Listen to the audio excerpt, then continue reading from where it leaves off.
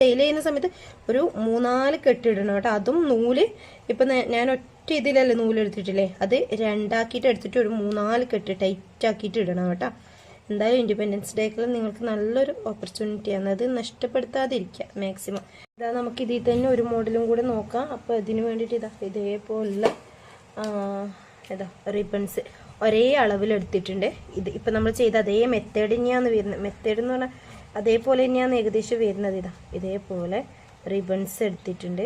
ഇനി ഇതുപോലെ വെച്ചിട്ട് ഇതൊന്ന് സൂചി വെച്ചിട്ട് ഒന്ന് സ്റ്റിച്ച് ചെയ്തെടുക്കുകയാണ് ചെയ്യുന്നത്. ഇതിൻ്റെ നടുവശത്തൂടെ സ്റ്റിച്ച് ചെയ്തെടുക്കുകയാണ് ചെയ്യുന്നത്. നോക്കിക്കോ, ഇതുപോലെ സ്റ്റിച്ച് ചെയ്ത്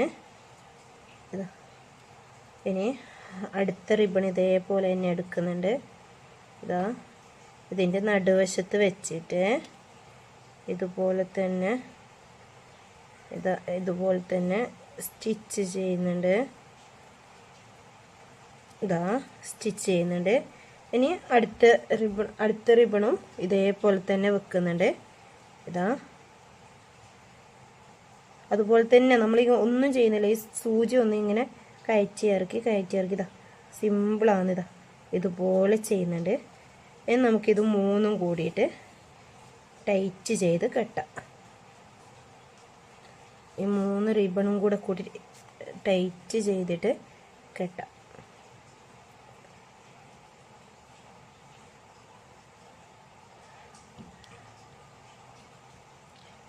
കെട്ടുന്ന ടൈമിൽ ഇതൊന്ന് ശരിയാക്കി കൊടുക്കുക, എന്നിട്ടൊന്ന് ടൈറ്റ് ചെയ്തിട്ട് കെട്ടാം കേട്ടോ.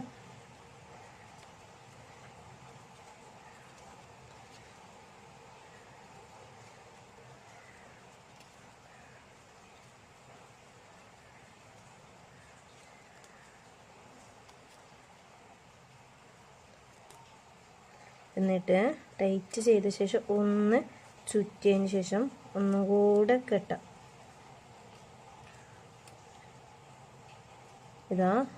ഒന്നും കൂടെ ഇത് ഒരു ഫ്ലവർ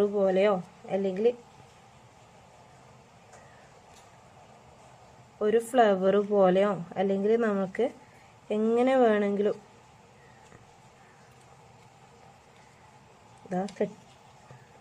കെട്ടാം.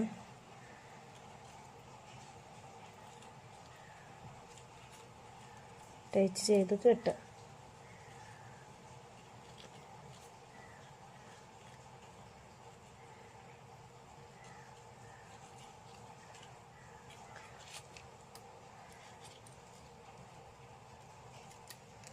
ഇതിപ്പോൾ ഒരു ഫ്ലവർ പോലെ ആയിട്ടുണ്ട്.